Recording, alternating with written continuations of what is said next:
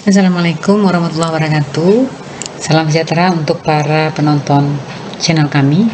Jadi pada kesempatan ini kami ingin berbagi mengenai penyusunan laporan keuangan BLUD. Nah, khususnya memang SMK ya. Karena kita tahu bahwa dengan instruksi Presiden nomor 9 tahun 2016 itu tentang revitalisasi SMK untuk meningkatkan kualitas SDM Indonesia, itu salah satu amanatnya adalah perlunya revitalisasi SMK secara komprehensif untuk menghasilkan lulusan SMK yang kompeten, berdaya saing, dan siap menghadapi tantangan dan dinamika perkembangan nasional maupun global. Nah, peningkatan kualitas ini kan harus secara terus-menerus ya. Pasti akan ada penguatan dalam link and match dengan dunia kerja.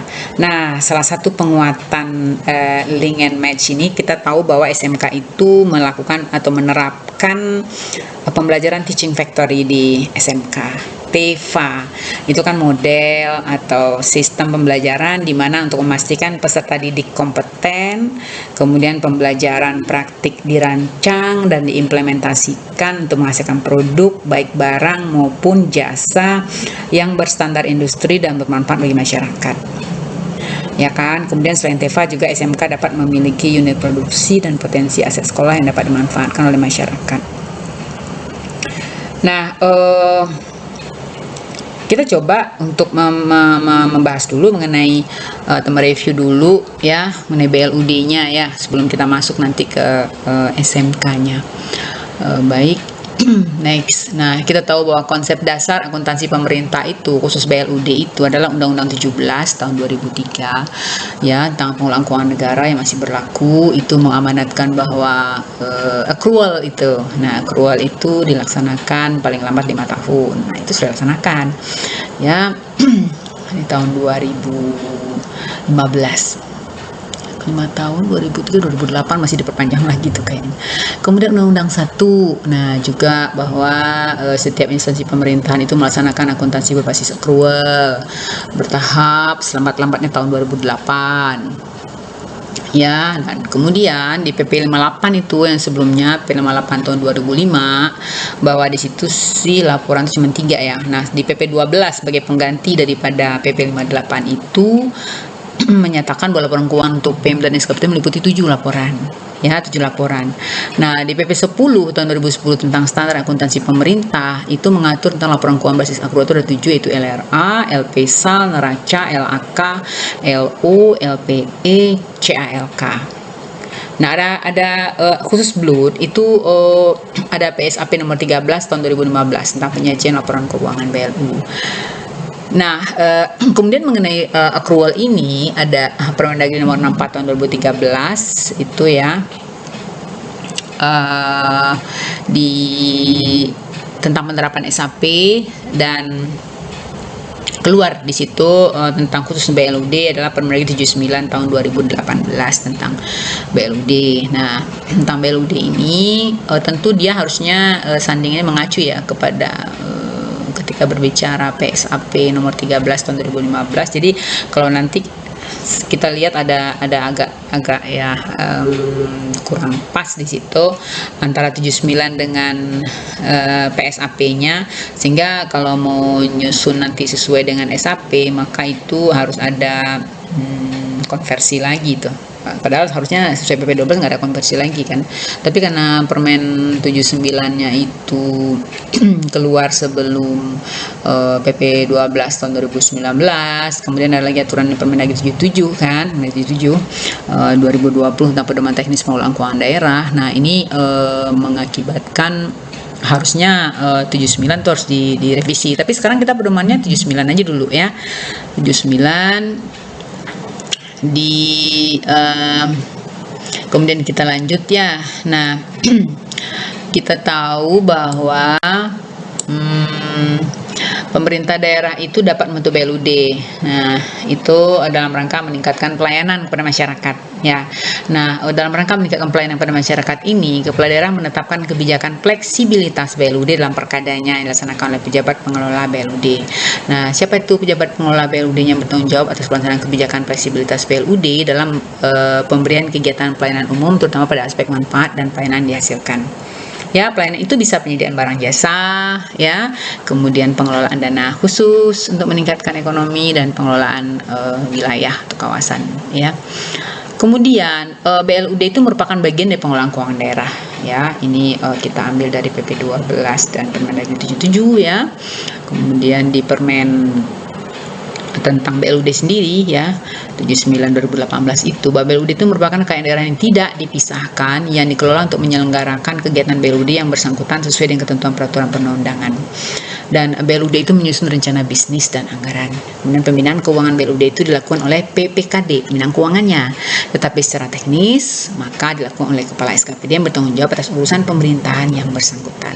Nah, saat ini itu kalau ini Biro Perekonomian atau di kabupaten kota adalah bagian perekonomian. Seluruh pendapatan BLUD itu dapat digunakan langsung untuk membiayai belanja BLUD yang bersangkutan. Pendapatan BLUD saja, ya. Nah, pendapatan BLUD itu meliputi pendapatan yang diperoleh dari aktivitas peningkatan kualitas pelayanan BLUD sesuai kebutuhan. Nah, rencana bisnis dan anggaran serta laporan keuangan dan kinerja BLUD itu disusun dan disajikan sebagai bagian tidak terpisahkan dari RKA. Nah, dia masuk dalam RKA itu, ya, APBD, laporan keuangan dan kinerja pemerintah daerah. Nah, kita lihat di sini basis accrual dan basis kas. Sebetulnya kita nggak perlu ini lagi, tapi kita overview aja dulu, ya, bahwa basis accrual itu kan masalah pengakuan pendapatan, beban aset, utang dan ekuitas dalam pelaporan finansial berbasis accrual. Itu laporan apa aja? Yaitu laporan neraca, LU dan LPE, ya. Nah, jadi basis accrual itu mengakui hak dan kewajiban Pemda itu pada saat terjadinya transaksi tanpa melihat adanya aliran kas. Nah, kalau basis kas itu pengakuannya adalah realisasi, ini terkait dengan anggaran, ya, realisasi pendapatan, belanja dan pembiayaan dalam LRA. Nah, pendapatan itu diakui pada saat diterima di RKUD atau oleh entitas pelaporan. Nah, sedangkan belanja diakui saat dikeluarkan dari RKUD atau entitas pelaporan. Nah, jadi laporan keuangan basis kas ini ya LRA, LAK, LPSAL kayak gitu, ya. Cuman kan kadang dia nggak ada realisasi, nggak ada anggarannya, Bu. Ya udah, tapi kan dia ada rekening, ada kode apa, menjadi sesuatu yang kalau emang uang masuk ya diterima, itu terkait dengan akun-akun pendapatan dan ya akun pendapatan maksudnya. Kalau belanja sudah pasti dia adalah harus yang dianggarkan dulu, ya. Oke, kita lanjut. Nah, siklus akuntansi pemerintah dan BLUD itu dimulai dari dokumen transaksi, jurnal, buku besar, neraca, saldo, dan laporan keuangan. Nah, dari strukturnya, ya struktur anggaran BLUD, sebetulnya kalau kita nyusun laporan keuangan, tentu kita adalah bergerak dari anggarannya, kan. Ketika kita berbicara LRA, pasti anggaran, karena itu akan kaitannya nanti kepada apakah dia neraca, LO, dan sebagainya itu. Jadi di 79 2018 itu ada pendapatan BLUD, ada belanja BLUD, ada pembiayaan BLUD. Nah, pendapatan BLUD apa saja? Ada jasa layanan, ada hibah, ya, ada hasil kerjasama dengan pihak lain, ada dana APBD nih, dan lain-lain pendapatan BLUD yang sah.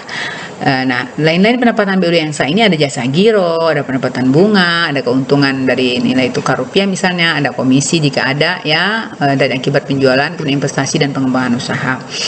Ini apa ya, kadang ketika menempatkan ini pendapatannya apa ya, ini hibah. Kalau seandainya dari APBN gimana? Nah, gitu, ya. Jadi ketika berbicara kita bandingkan dengan PSAP, nanti terjadi ini lagi yang dianggap hibah gitu lah, atau APBN sendiri, garis, karena pengaturan PSAP itu kan untuk BLU, jadi ke BLU otomatis BLUD juga gitu. Jadi memang ketika kalau saat ini nih ketika nyusun laporan BLUD di pemerintah provinsi itu agak terjadi mungkin pengakuan untuk BLUD-nya itu benar-benar di rinciannya berada di RDA-nya aja gitu loh. Ketika berbicara konsolidasian, ya, itu nggak dirinci gitu loh. Tapi kalau sekarang untuk penyiapan dokumen untuk persiapan BLUD berarti harus diikutin aja dulu Permendagri 79-nya, ya. Ini pendapatan. Nah, pendapatan ini, ya, semuanya itu dimasukkan menjadi kelompok PAD. Jadi bukan retribusi, ya. Jadi PAD ada lain-lain PAD yang sah di mana objeknya pendapatan BLUD.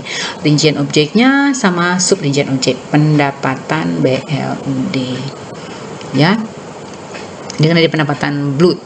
Jadi jangan lagi dimasukkan dia menjadi retribusi, karena sebelumnya dia adalah retribusi, misalnya kalau rumah sakit gitu ya, ada retribusi. Nah ketika dia menjadi brut, dia menjadi pendapatan brut gitu ya, karena dia bisa memakai pendapatan sendiri.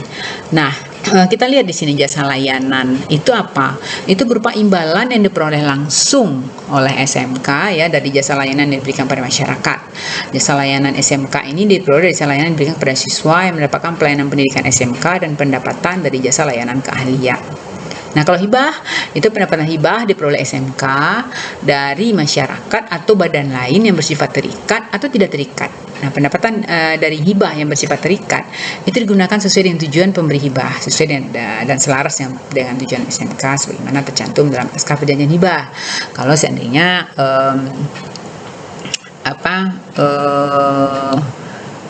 perlu ada naskah perjanjian hibahnya gitu ya. Kemudian hasil kerjasama dengan pihak lain. Nah, pendapatan hasil kerjasama dengan yang diperoleh SMK dari hasil kerjasama dengan pihak lain yang dapat berupa pendapatan hasil kerjasama usaha dan pendapatan hasil kerjasama pemanfaatan aset.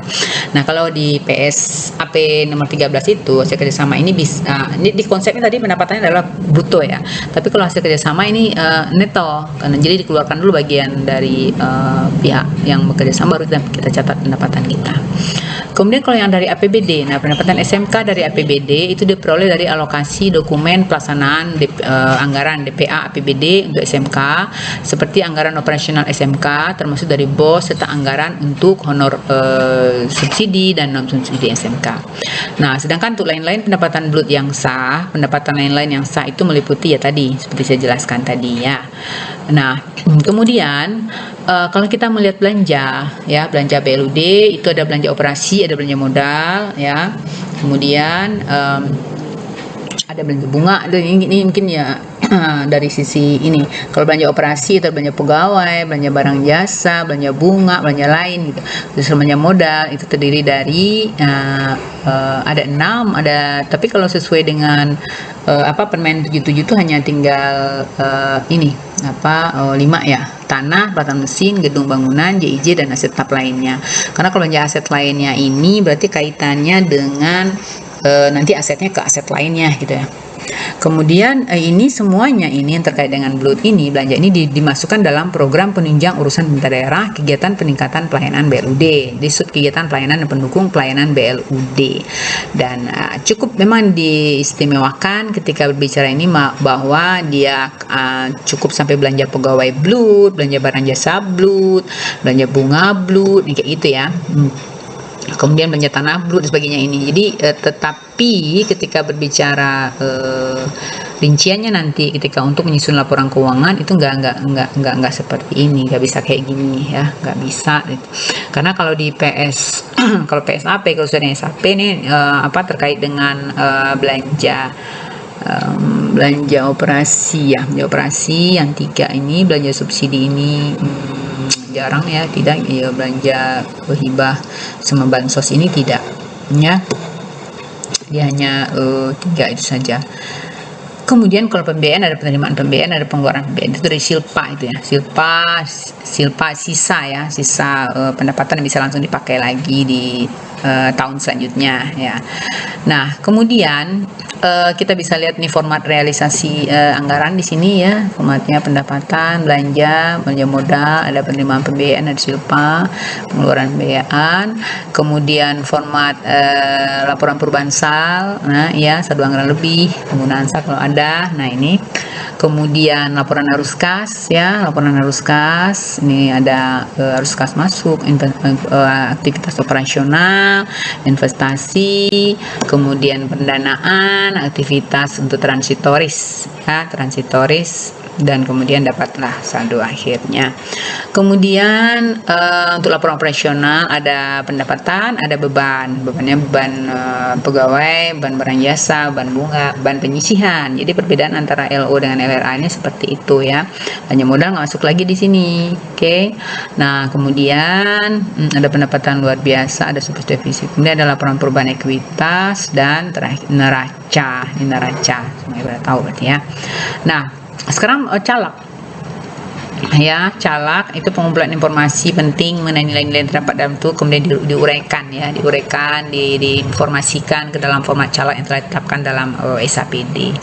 Nah, untuk format yang rumah sakit ini kita rumah sakit SMK ya, SMK ini kita pakai sesuai dengan pedoman umum ya.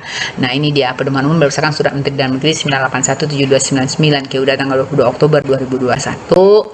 Untuk penyusunan dokumen administrasi BLUT itu ada 6 dokumen yang harus disiapkan, mulai dari surat pernyataan kesanggupan untuk meningkatkan kinerja, pola tata kelola, Renstra, SPM, laporan keuangan dan prognosis proyeksi keuangan, dan laporan audit terakhir, atau pernyataan bersedia untuk diaudit oleh pemeriksa eksternal pemerintah. Nah, sekarang kan kita lihat laporan keuangan ya.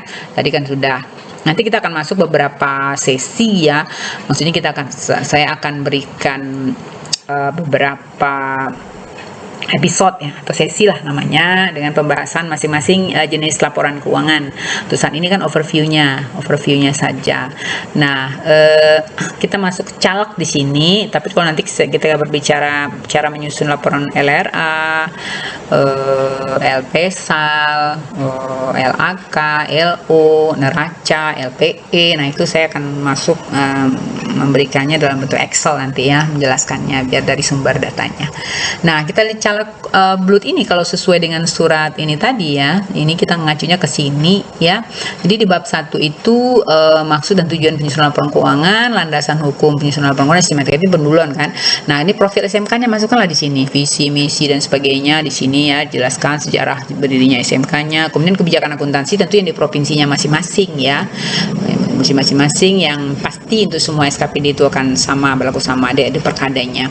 Nah, kemudian di sini intinya penjelasan pos-pos laporan keuangan. Jadi yang namanya calak itu intinya berada di bab 4. Nah ya, jangan dibilang kadang bab 1, 2, 3, bab 5 selesai, bab 4-nya masih gitu, kena angkanya lari-lari gitu kan.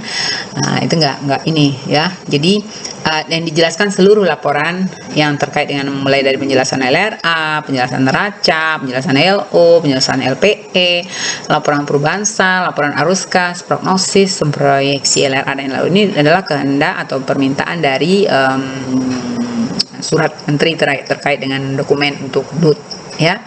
Nah, kemudian penutup. Nah, demikian untuk sesi 1 tentang overview-nya BLUD ini ya, khusus untuk laporan keuangan SMK. Terima kasih, semoga bermanfaat. Silahkan lanjut ke sesi yang kedua. Jangan lupa subscribe, like, and share ya. Terima kasih.